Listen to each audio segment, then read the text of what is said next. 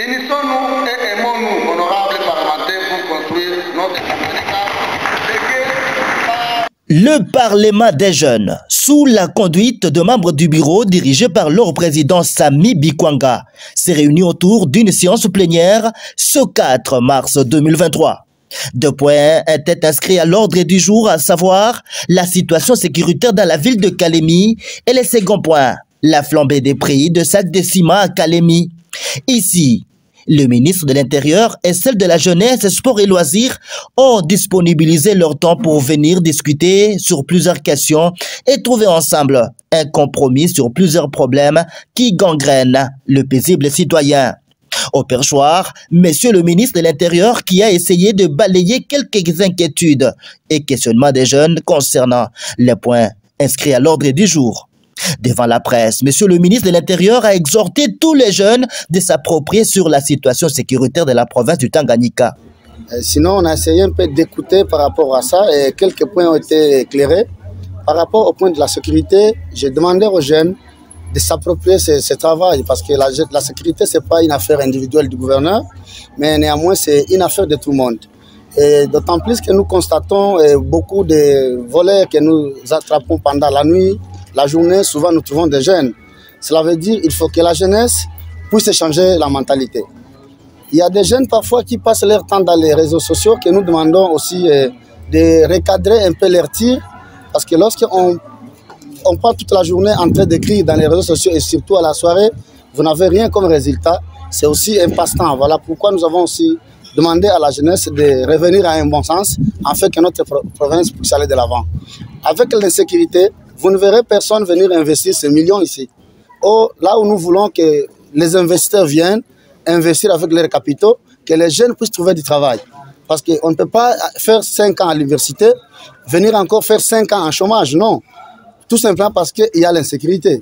Si vous voyez notre province aujourd'hui, c'est une province qui égorge beaucoup de potentialités que tout le monde connaît, mais qui n'est pas exploitée par rapport à quoi? À l'insécurité. Voilà pourquoi nous avons exhorté tous les jeunes de s'approprier à la sécurité de la province, afin que demain après-demain, que l'investisseur vienne avec leurs capitaux et c'est nous qui serons les premiers bénéficiaires. Et là, ça va aider aussi à la province à se moderniser et aller de l'avant comme les Lualaba, les Haut-Katang et tant d'autres qu'on ne peut pas citer. De son côté, le président du Parlement des jeunes, Sami Bikwanga, donne ici quelques attentes en invitant les 2 ministres dans cette séance plénière. Bon, premièrement, les jeunes se sont exprimés, bien sûr, sur le premier point que je venais de préciter là-bas, sur la situation sécuritaire. Il y a eu des plaidoyers que les jeunes ont donnés à son Excellence le ministre de l'Intérieur, et même des propositions sur lesquelles il a promis aux jeunes parlementaires qu'il y aura des solutions après son entretien avec son Excellence Madame le gouverneur de province. Le deuxième point, c'est sur la situation qui ne cesse de se parler de Kabimba, où il y a eu une proposition de prix, on a fixé le prix à $12 et les jeunes voudraient s'entretenir auprès des excellences.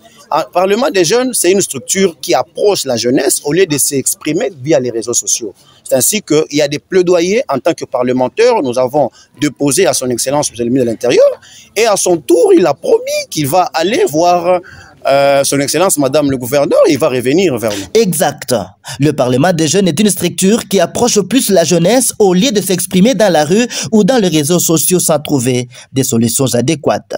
C'est après que ces jeunes parlementaires du Tanganyika, conduits par leur président honorable Sami Bikwanga, sont allés déposer au ministère de l'Intérieur, en présence des 2 ministres de l'Intérieur et celle de la Jeunesse, leur mémo dans lequel ils ont félicité l'implication du gouvernement provincial pour la baisse du prix de sacs de ciment, mais aussi ces jeunes parlementaires recommandent que le gouvernement provincial continue à faire pression à l'entreprise GLC afin que cette dernière arrive à respecter ses engagements et que la sous-traitance soit réelle et revient à la population du Tanganyika. C'est une délégation du Parlement des jeunes. C'est une délégation du Parlement des jeunes qui est venue vous exprimer ce qu'ils ont écrit et va vous déposer en main propre. Et vous aussi, vous allez voir comment déposer auprès de son Excellence Madame le gouverneur. Sur votre autorisation, honorable, vous avez la parole. Nous, jeunes parlementaires du Tanganyika, exprimons sommairement notre point de vue avec inconstance du maire au sujet des effets d'induit et d'entraînement ici des activités économiques de la société industrielle chinoise GLC installée dans notre province, précisément à Kabimba, dans le territoire de Kalemi où elle produit déjà du ciment. Nous les jeunes et toute la population du Tanganyika constatons avec amertume que la société susmentionnée exploite les ressources de notre province en particulier et de notre pays en général, au mépris total de la réglementation en vigueur au pays et des autorités provinciales émanation du peuple.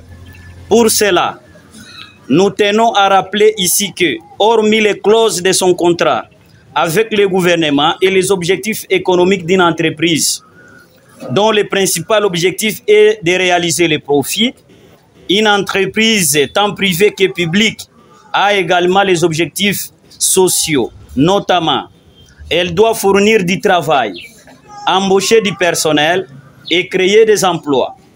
2. Elle doit dynamiser souvent l'activité économique de la ville, province ou pays dans lesquels elle est installée, ce qui n'est pas le cas avec GLC à Kabimba, à Kalemi, moins encore au Tanganyika. 3. Elle doit améliorer la formation des salaires, ce qui reste toujours illusoire pour GLC des Chinois. 4. Elle doit tout faire pour protéger l'environnement, c'est-à-dire la mise en place d'une politique durable du développement, ou bien développement durable ou soutenu. 5. Elle doit tout faire pour régler les problèmes de la société et des communautés respectives, chômage, illettrisme, engagé des travailleurs handicapés, ainsi de suite, pour ne citer que ceci. Ce qui remet en cause tout notre espoir en tant que jeunes et population du Tanganyika, l'espoir de trouver une assurance minimum vitale, la dignité, la protection, l'orientation, l'encadrement surtout, l'accompagnement politico-économique et socio-culturel, ainsi que notre intégration dans les domaines de la vie. Donc, nous voulons vivre et jouir pleinement nos droits et devoirs en tant que jeunes, une force agissante, présente et future, jeunes dynamiques qui participent activement au développement de nos milliers, notre province, comme le souhaite d'ailleurs l'exécutif provincial. De ce fait, nous soutenons, encourageons et félicitons les actions et mesures sur tous les efforts du gouvernement provincial conduits par son Excellence Madame le gouverneur de province, je cite Julie Kungwa Mwayuma, qui ne ménage aucun effort pour défendre et protéger les intérêts et droits de la population du Tanganyika et pour son bien-être. Pour cela, nous demandons ce qui suit au gouvernement provincial. 1. Qu'il continue à faire pression sur l'entreprise GLC pour qu'elle respecte réellement les autorités provinciales. 2. Qu'il protège et défend les intérêts et droits économiques des Tanganyikais. 3. De veiller pour que la sous-traitance soit réelle et revienne aux Congolais. 4. Que le prix du sac de ciment revient à $6 comme dans d'autres sièges où la même entreprise est actionnaire. 5. De faire le suivi et évaluation sur les modalités de recrutement de son personnel pour en savoir précisément la taille ou l'effectif réel de sa main-d'œuvre. 6. De créer un cadre permanent d'échange avec les jeunes pour toutes les questions les concernant, afin de trouver chaque fois des solutions inclusives et consensuelles. 7. Qui nous accorde une autorisation officielle de se rendre à Kabimba pour que nous allions palper du doigt les réalités qui échappent à tous. À la société industrielle chinoise GLC. 1. De présenter le numéro d'enregistrement de son appel d'offres contresigné par l'inspection provinciale du travail et le nombre de personnes engagées, surtout les jeunes et la population du Tanganyika. 2. De fournir des explications claires sur la fixation du prix du sac de ciment pendant qu'environ 70% des matières premières se trouvent dans les territoires de Kalemi où elle est installée. 3. De se conformer aux textes et lois du pays en la matière. 4. De cesser d'être producteur, transporteur et dépositaire de son produit. 5. De présenter sa politique de développement durable ou soutenable et leurs acteurs pour sa mise en œuvre. Et 6. Pour finir, d'indiquer la date à laquelle la production a commencé et quelle était l'autorité publique qui l'avait inaugurée. Pour le Parlement de jeunes du Tanganyika, PG Tang en sigle, l'honorable Jean Bouvi Kangakol, vice-président, ainsi nous disons. Merci.